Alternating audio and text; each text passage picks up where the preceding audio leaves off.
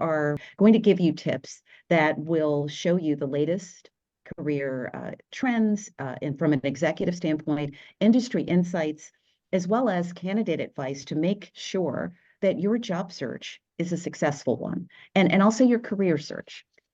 Shouldn't be a job if you're loving what you're doing.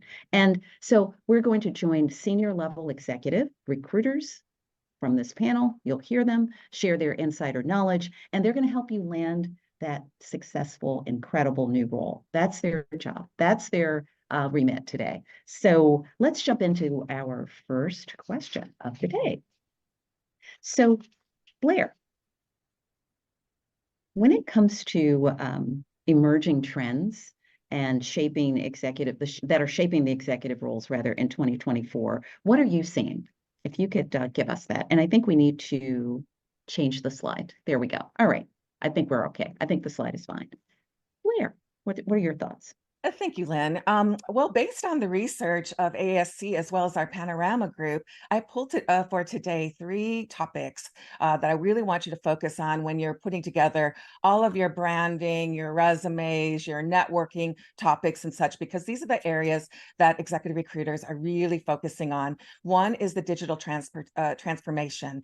And, this has been a topic now for a number of years, but increasingly executives are really required to understand these technologies, have strategies to drive their companies forward and leverage, including AI and all the other new technologies that we continue to see expand and be utilized within each country and with all the data privacy laws, et cetera.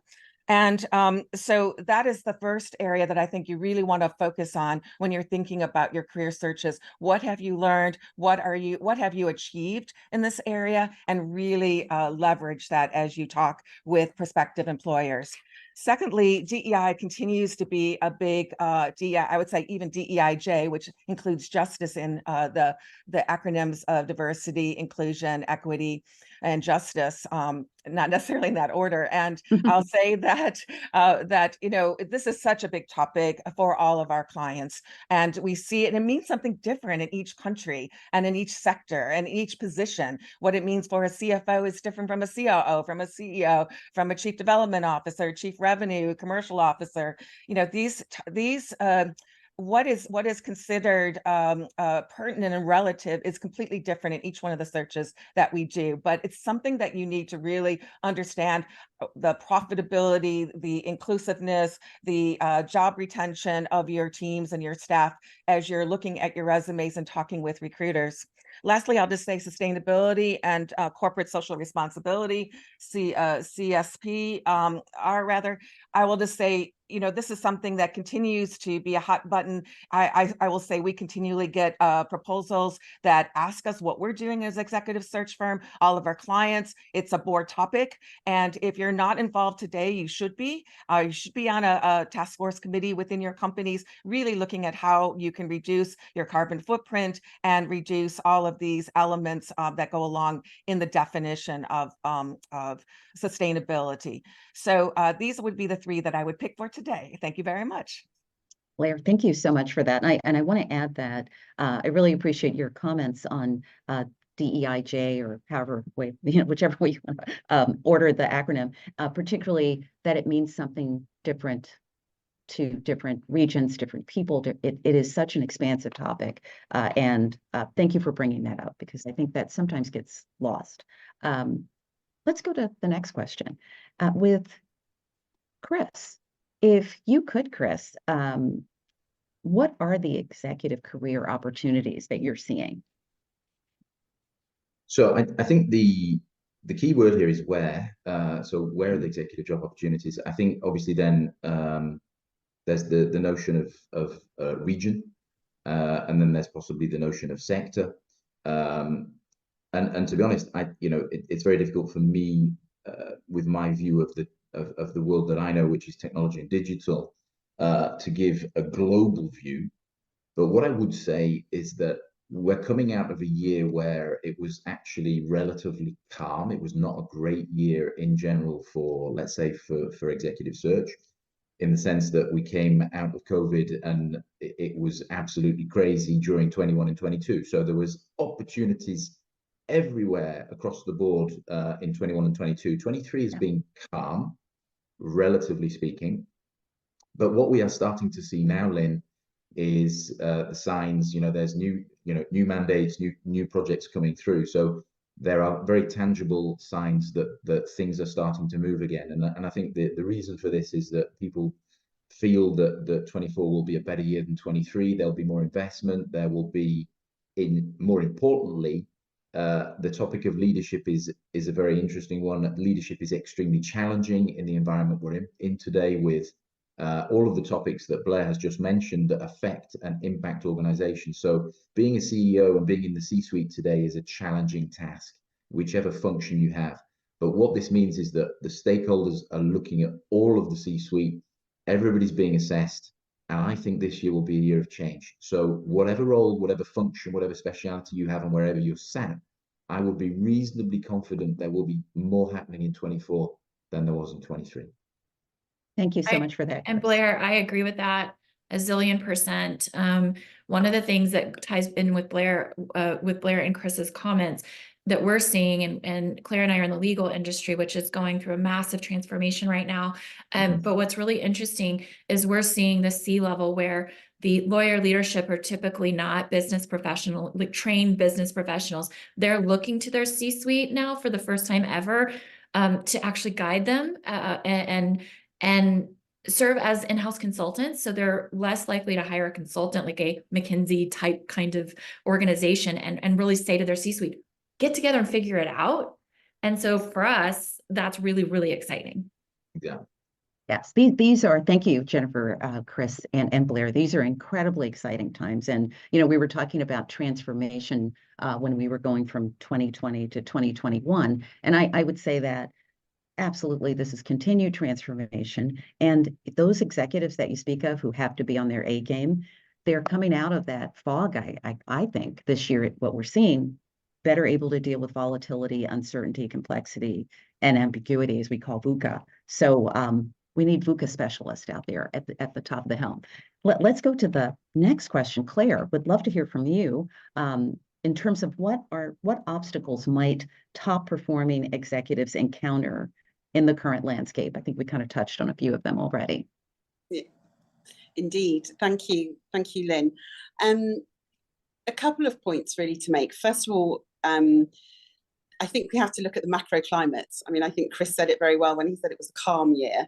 It may come as a shock to some people on this call, but not all companies choose to use executive search firms. So there's an immediate obstacle that what we saw in 2023, and it's continuing in 2024, is that companies are going direct using their internal talent acquisition functions, which then can take away some of that counselling and support that you get when you're dealing with your executive search consultant who's representing you as the candidate in a search. So you see that sort of direct approach, and sometimes what that then means is that there is less understanding for the candidate around some of the nuances that are required within a role, right? So it's what is it that you are bringing that is unique and vital to knit all of these things together. You were talking about ESG and DE&I. So there is a direct obstacle sometimes when it's going direct.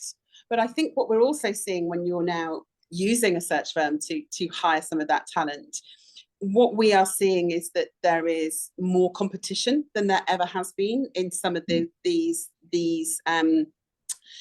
positions. And what that means is it is tiny differences.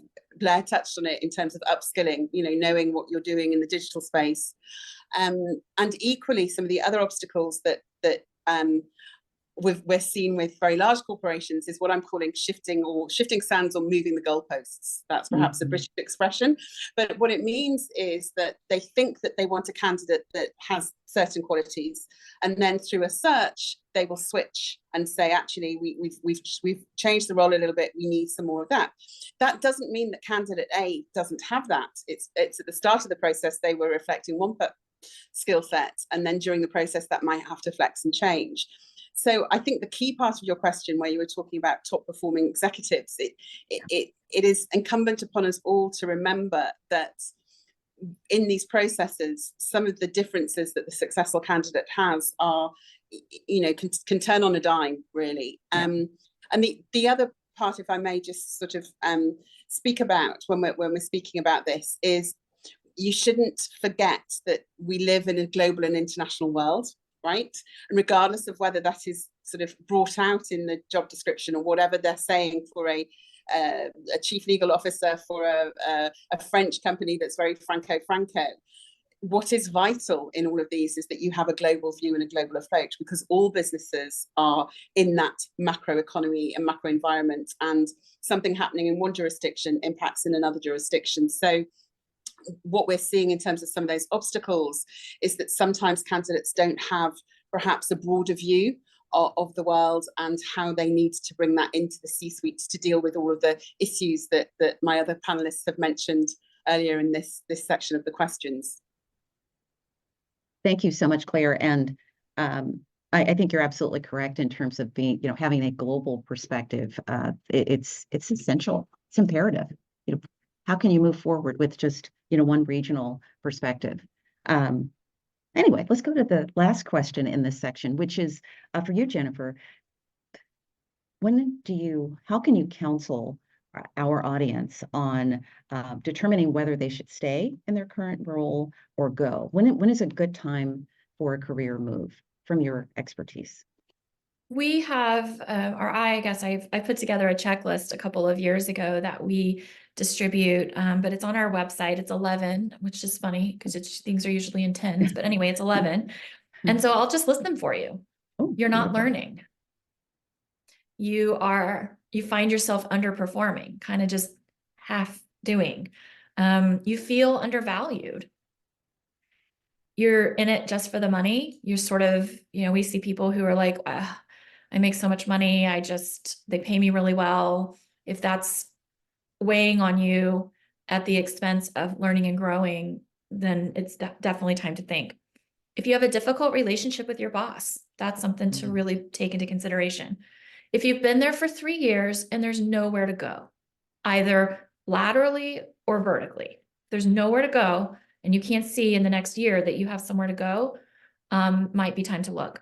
If you feel pigeonholed, if you have become that subject matter expert and everyone comes to you because you know you'll get that thing done, and you aren't given the opportunity to spread your wings, it might be time to go. If you're no longer interested in the subject matter, in other words, you're bored, time to go. If there has been a shakeup in management at your firm, that's really a good time to think about, maybe I should go. If your expertise is ready to shine and you're not being given a platform to allow it to shine, might be time to go. And finally, a topsy-turvy work-life balance. If it's schizophrenic one week and snail pace another week, if you are being asked to go above and beyond all the time, and maybe not being compensated or appreciated for it, it might be time to go. So those are the 11 sort of points. Happy to elaborate on any of them, but I can see Chris and Blair and Claire going, yep. Absolutely. Would you guys add to that? Anything to that? It's a good list. Well done. Like Super if you're bored, comprehensive. you gotta go.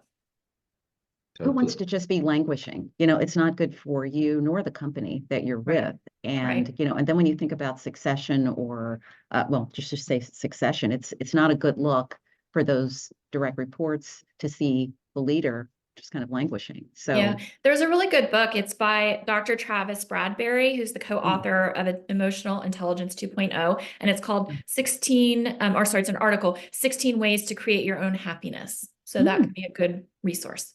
Cool. You know, Jennifer, the only thing I would add, I love this list, is are you well connected with the mission or purpose Yes. of the company? Because that's something that's always been really important in the nonprofit NGO world, but I say it's just as important in the corporate industrial world. I agree. So Blair, that's we've had people come to us in the last year in particular and say, I just don't believe in it anymore, or the leadership changed and I'm just not picking up what they're putting down. Even in the corporate world, where law firm land, which doesn't necessarily, you know, create harmony in the world, and works, you know, for the corporations or whatever, like you still can believe in it, right? And if you don't, maybe it's time to go. you.